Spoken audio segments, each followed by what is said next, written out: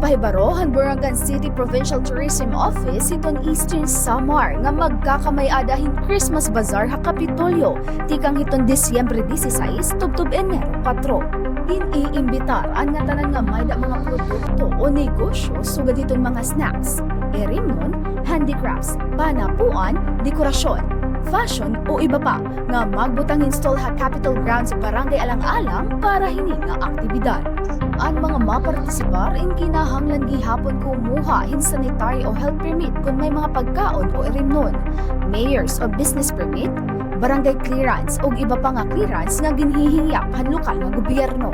Dugang pa, importante naman nga may na valid sanitary permit ng Health of Food Handler Certificate para ha mga stalls nga nagluluto o naghihimo-him pagkaon agud masiguro nga ligtas, limpyo nga hapsay ang pag-serving pagkaon.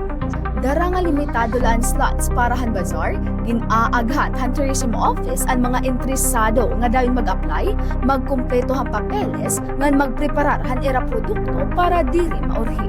Dako ini nga oportunidad para han mga lokal nga negosyante, labi na kay panahon ng Pasko nga bago nga tuig, nga damuan man maralit hin mga regalo, souvenirs, dekorasyon, pagkaon ug iba pa.